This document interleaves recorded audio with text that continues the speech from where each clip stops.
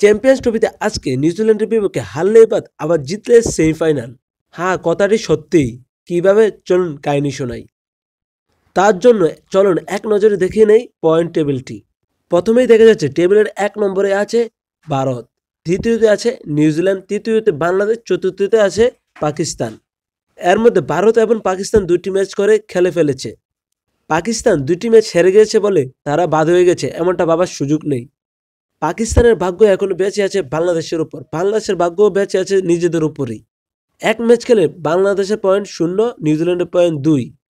আজকে এই দুই দলের মুখোমুখি হবে। দুই দলের মধ্যে যদি আজকে নিউজিল্যান্ড যদি বাংলাদেশকে হারিয়ে দেয় আজকে, তাহলে সমীকরণ একদম সোজা হয়ে গিয়েছে।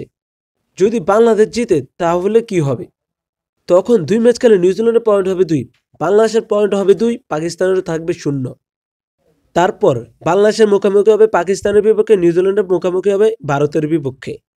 ভারত ফেভারিট আমরা জানি এবং তারা হারাতে পারে নিউজিল্যান্ডকে।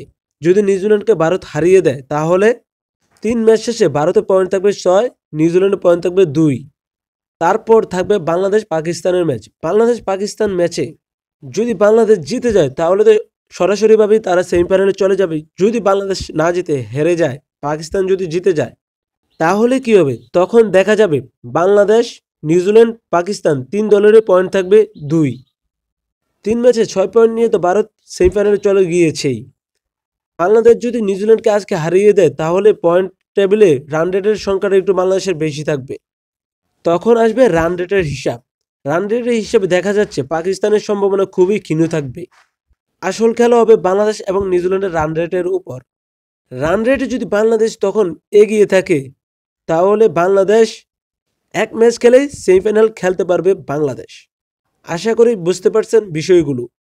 চ্যাম্পিয়ন্স ট্রফি গ্রুপ এ যদি বেঁচে থাকতে হয় এবং টুর্নামেন্টের যদি উত্তেজনা ধরে রাখতে হয়, আজকে বাংলাদেশের জয়ের বিকল্প নেই। বাংলাদেশ জিতলে অনেক যদিগন্তের বিষয় হবে এবং এক ম্যাচ খেলেও সেমিফাইনাল খেলতে পারে বাংলাদেশ। ভিডিওটি আপনার কাছে কেমন লাগলো জানাতে পারেন। আর দোয়া করে চ্যানেলটি সাবস্ক্রাইব করতে পারেন যদি ভালো লাগে থাকে।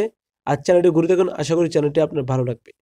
খেলাধুলার সকল তথ্য পেতে চ্যানেলটি সাবস্ক্রাইব করতে পারেন।